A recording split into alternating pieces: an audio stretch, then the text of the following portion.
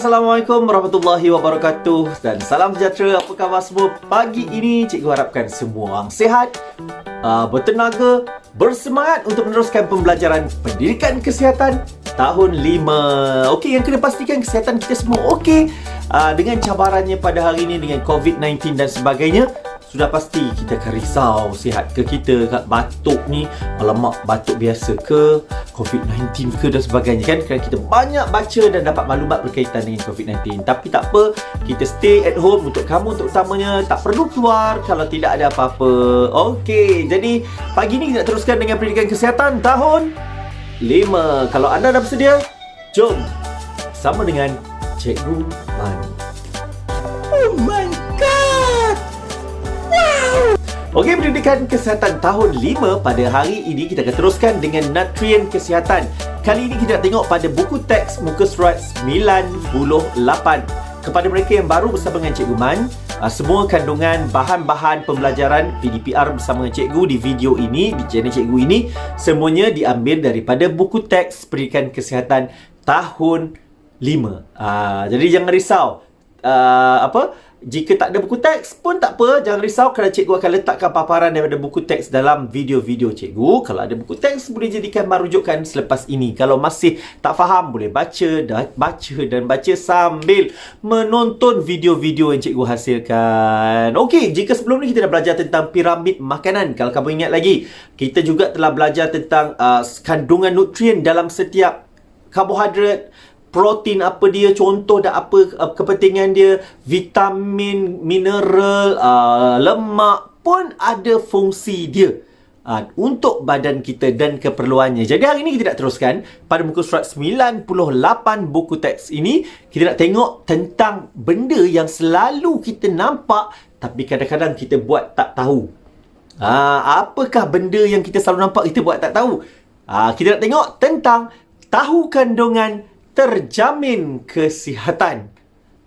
Cikgu ulang, tahu kandungan terjamin kesihatan. Pada buku teks pendidikan kesihatan tahun 5, muka surat 98. Hari ini kita nak cover muka surat 98, 99 dan juga latihan pada muka surat. Kita ingatlah berapa, tak apa, kita tengok nanti. Okey, muka surat 98 ni kita nak tengok. Jom kita baca sikit apakah yang ada pada buku teks muka surat 98. Okey, Encik Said sering mengingatkan anak-anaknya Lily dan Julia agar membaca label pada bungkusan makanan sebelum membelinya. Label pada bungkusan makanan memberikan maklumat tentang kandungan nutrien yang terdapat dalam produk makanan tersebut. Ini yang cikgu cakap. Kita selalu tengok dalam bila pergi ke pasar raya, tak kira apa saja jenis makanan, dia akan ada label. Label ini adalah contoh cikgu tunjuk adalah pada makanan-makanan ini dia ada label. Ya, dia ada label. Di depannya ada label, di belakangnya ada label. Kalau dalam tin macam sardin tu, awak pusingkan dia, ada label. Kalau dalam tin minuman, pusingkan dia, ada label keliling dia. Ada label yang menyatakan apa benda ni, apa ada dalam dia dan ada berapa benda yang sangat penting untuk kita ketahui. Alright, jom kita teruskan masih pada muka surat 98. Apakah kepentingan dan kebaikan membaca label pada bungkusan makanan? Kenapa penting dan kenapa baik untuk baca? Jom kita tengok. Okey, antara kebaikan dan kepentingan membaca label pada bungkusan makanan termasuklah mengetahui jenis nutrien yang terkandung dalam makanan tersebut. Kita dapat tahu, ada karbohidrat, ada protein, ada lemak, ada vitamin dan sebagainya. Nampak tak? Sebenarnya dah setiap makanan kita dah ada label. Dah ada label dan kita tahu yang mana perlu diambil banyak, yang mana boleh diambil kurang kan? Okey, mengetahui kualiti makanan berdasarkan bahan dan ramuan yang digunakan. Seterusnya, menjamin kualiti makanan berdasarkan tarikh luput yang dinyatakan. Ini antaranya. Kita ada kandungan nutrien, tarikh luput. Tahu tak tarikh luput tu apa? Tarikh luput itu orang panggil tarikh mati lah. Last boleh makan benda tu. Kadang-kadang dia ada tulis kat atas, kadang tulis kat bawah, kadang tulis kat tengah. Awak kena mencari. Bila pergi pasar raya, pastikan belajar untuk tengok tarikh luput ini. Okey, jom kita tengok apakah dia Encik Syed ni tadi. Dia cakap dengan anak-anak dia. Siapa anak ni tadi? Lily dan Julia kan? Okey, jom kita tengok Encik Syed kata apa. Saya tahu roti ini mengandungi gula dan garam setelah membaca ramuan yang digunakan untuk membuat roti ini. Oleh itu, saya akan menghadkan pengambilan bilangan roti pada setiap hari. Dia tahu apa ada dalam roti. Jadi dia bagi Cik Syed, dia kata dia kena hadkan. Kenapa? Nanti kita tengok selepas ini. Anak dia pula kata apa? Saya sedang berusaha menurunkan berat badan. Roti ini mengandungi 29.2 gram karbohidrat dan 1.4 gram lemak bagi 2 keping roti. Oleh itu, saya boleh mengawal kuantiti pengambilan makanan iaitu dengan menghadkan sekeping roti pada setiap masa. Dia nak diet ni, dia hadkan pada sekeping. Sebab dia dah baca pada label roti di belakang tu kandungan nutrien. Ingat cikgu cakap hari tu, kalau karbohidrat diambil dengan banyak, dia boleh menyebabkan peningkatan berat badan. Contoh nasi, roti, tepung, benda yang berasaskan macam tu, mi, yang terlampau banyak lah. Dia kena hadkan. Yang paling banyak, ingat tak kita belajar sebelum ni? Suku-suku separuh. Separuh suku-suku. Suku separuh. Sama lah. Tapi yang penting, apa yang kena ada separuh, apa yang suku. Paling banyak, yang mana perlu ada dalam pinggan kita? Sayur, buah-buahan itu keutamaan kita untuk mengawal berat badan. Ada lagi satu dialog ni. Saya aktif dan suka bersukan. Saya memerlukan lebih tenaga dan tulang yang kuat. Roti ini mengandungi nutrien yang saya perlukan. Ini bagi orang yang atlet ni. Iaitu karbohidrat dan mineral, iaitu kalsium. Saya boleh menambahkan bilangan keping roti untuk setiap sajian bagi mendapatkan lebih banyak nutrien. Tengok, bagi setengah orang tak sama. Ada orang perlu makan banyak roti. Ada orang yang hanya sekeping atau 2 keping dah cukup. Siapa yang perlu banyak roti? Biasanya orang yang memerlukan tenaga yang banyak. Kerana dalam roti dia ada karbohidrat. Dia membekalkan tenaga. Jadi bila ada karbohidrat, dia akan gunakan karbohidrat untuk menjadi tenaga dan akhirnya terbakar. Bukan maksud bakar dengan api tu, tak. Terbakar dalam badan kita. Okey? Jadi macam itulah juga dengan apa saja pemakanan yang kita ambil. Okey, jom kita nak tengok contoh makanan yang ada label. Nanti kamu akan tengok juga sendiri di rumah kamu apa yang ada. Tapi sebelum tu kita nak tengok pada muka surat 99. Makanan yang ada label dalam buku teks ini, contoh yang diberi adalah roti. Macam dibincang oleh Encik Syed tadi dengan anaknya. Roti dalam sebuku roti yang kamu beli tu, tak kiralah apa jenama pun, dia mesti ada benda ni. Dalam apa jua makanan sebenarnya disyaratkan oleh untuk penghilang-penghilang makanan ini yang ada, yang sepatutnya kalau buat di rumah tu, kadang-kadang orang buat di rumah kan roti jual lah, dia tak tulis benda macam ni. Tapi bila dikilangkan, dia mesti ada maklumat dalam apa yang ada dalam makanan tersebut. Tak kira lah roti ke, tin sardin ke, Koko Crunch ke, apa lagi, biskut, makanan, coklat, susu ke, dia mesti mempunyai label dan menulis kandungan yang ada dalam makanan ini. Okey, jom kita tengok contoh pada buku 99. Ada sekeping roti, sebuku roti apa yang ada. Okey, ini biasanya adalah bentuk roti lah kan. Warnanya berbeza bergantung pada syarikat yang buat. Dia tak ada syarat mesti roti warna ni. Tapi biasanya kita akan nampak beginilah bentuk sekeping roti. Masa cikgu kecil dulu, roti ada yang dibungkus dalam bentuk yang lain. Bukan seperti ini. Ada. Okey, jom kita tengok antara label yang ada. Yang pertama, ia mesti ada nama sebutan sebenar makanan. Kalau ia adalah roti, ia perlu ditulis sebagai roti. Tidak kira ia jenama Gardenia ke, tak kira jenama Mighty One. Mighty apa? Cikgu tak ingat nama dah. Tiba-tiba cikgu lupa semua nama roti ni. Yang label Gardenia je. Okey. Tak kira lah sebutan sebenar. Contohnya macam mi segera. Sebutan makanan, nama sebenar mi segera. Tapi ada banyak jenama. Cintan, Maggi, Mami, ramen sebagainya. Dia mesti ada nama sebenar.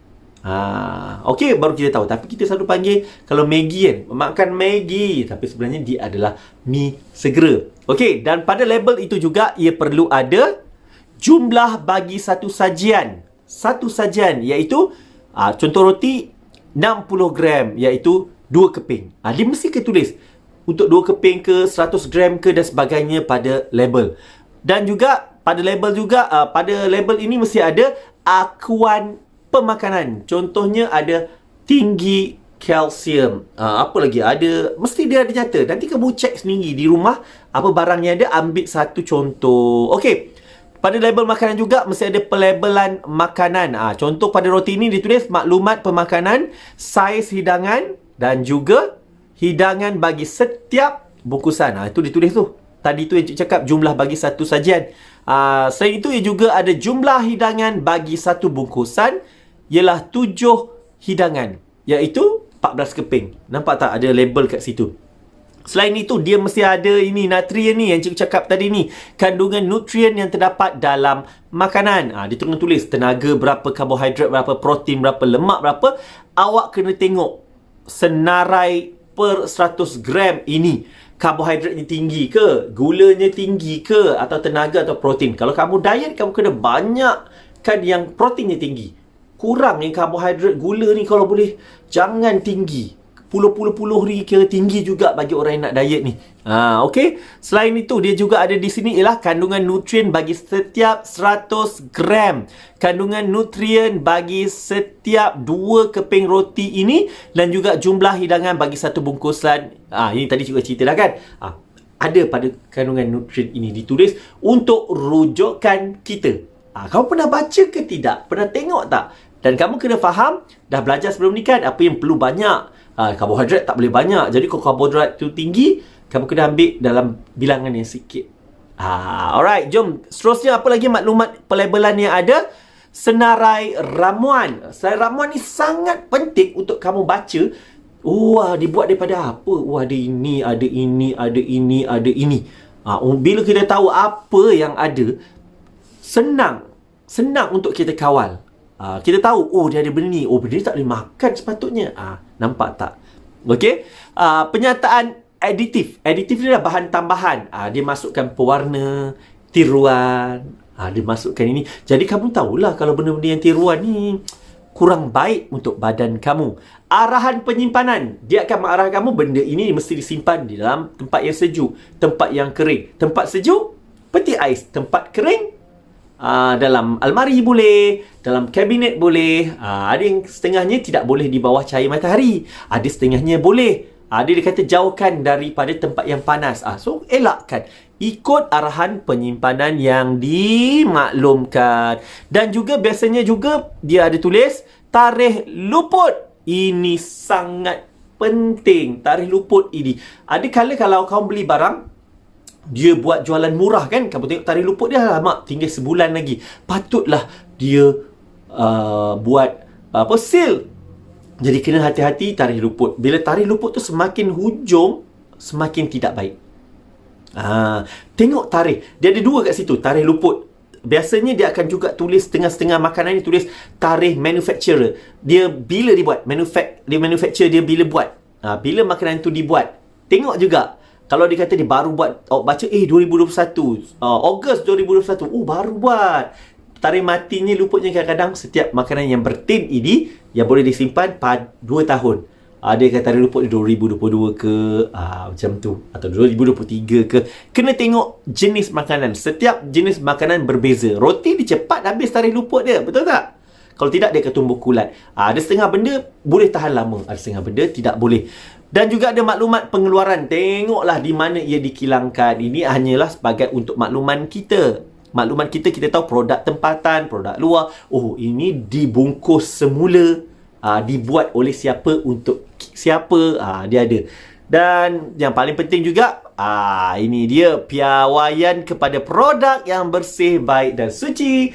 Semestinya ada halal JAKIM. Halal JAKIM ni ada ISO dan sebagainya. Dia ada standard SOP yang perlu dipatuhi baru dia boleh dapat halal. Jadi bila kamu cek barang yang ada logo halal ini, halal JAKIM ni diperakui seluruh dunia, maka barang ini telah melalui proses dicek bersih, halal, baik dan suci. Cikgu, macam mana juga pula kalau ada halal dari luar negara, Thailand, Indonesia, Brunei, Australia, China, Korea. Sekarang ni halal ni satu dunia dah mula mengeluarkan logo halal masing-masing.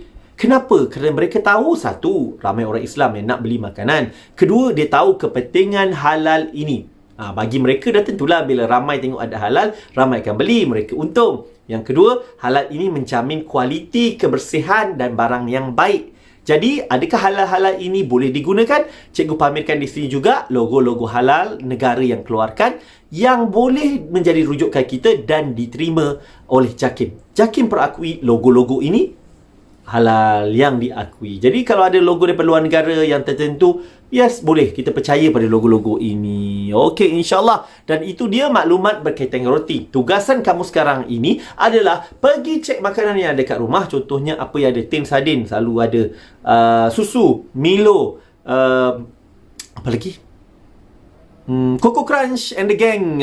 Benda-benda macam tu cek. Oh, cikgu ada, betul lah cikgu, benda ni ada kat sini. Kamu cek semua dan kamu boleh komen kat bawah contoh makanan yang telah kamu cek dan ada tak di kandungan label. Tapi kadang-kadang ada makanan yang dibuat industri, dia tak melalui penghilangan di rumah, dia tak ada label benda-benda ni. Jadi kita tidak tahu apa yang ada. Tapi adakah dia salah? Tak. Contohnya homemade cake, kita tak tahu. Tapi kita tahu, kita percaya pada pembuatnya, pembuat roti di rumah. Kita percaya sebab kita tahu orangnya bersih, orangnya dapat buat dengan sedap, dengan baik. Jadi, apa salahnya kita support juga. Cuma, dia tak ada kandungan ini. Tak apalah, cari benda yang setara dan kita dah tahu kalau roti tak boleh ambil banyak mana. Ini boleh buat banyak mana. Begitulah dia. Okey, seterusnya. Pada muka surat 100, Cikgu nak awak tengok pada buku teks muka surat 100. Jom kita tengok apa yang ada muka surat 100 ni. Dia ada satu tugasan di sini. Cikgu nak kamu jom fikir sama-sama sebab kita dah habis ni. Kita dah buat uji minda. Nyatakan satu nutrien yang terkandung dalam makanan-makanan ini. Satu je, macam cikgu cakap. Ayam ni bukan setakat ada nutrien dia. Dia ada juga apa dia? Cikgu terpaksa tak beritahu apa ada dalam dia, dalam setiap nutrien ni. Setiap makanan ni dia ada lebih daripada satu nutrien. Kalau ingat video cikgu sebelum ni. Okey, jadi kamu satu cukup. Yang gambar pertama, A apa dia? B apa dia? C apa dia? Rasa kamu tahu ni, senang je. Kita dah pernah buat sebelum ni. Okey. Alright, dan sama juga dengan latihan ini. Tulis kepentingan nutrien yang terkandung dalam makanan yang ditandakan pada gambar di bawah. Kita ada pisang, kita ada daging, kita ada kentang dan juga kita ada tomato. Senang je, kita dah buat sebelum ni. Kalau tak ingat, tak ada masalah, buka buku teks, boleh tengok balik video cikgu ataupun bolehlah kamu menggoogle tu. Menggoogle, tengok balik dalam video, cari, type je tomato, apa nutrien dia. Keluar, jangan risau, senang je. Okey, kalau dah selesai muka surat 100, jom. Nak jom ke mana pula? Jomlah, cukup untuk mata pelajaran pendidikan kesihatan. Kamu boleh teruskan dengan pembelajaran mata pelajaran kamu yang lain. Okey, itu sahaja Pak Cikgu Man untuk hari ini. Terus menjaga kesihatan anda dan keluarga. Sekian. Assalamualaikum warahmatullahi wabarakatuh dan salam sejahtera. Bye.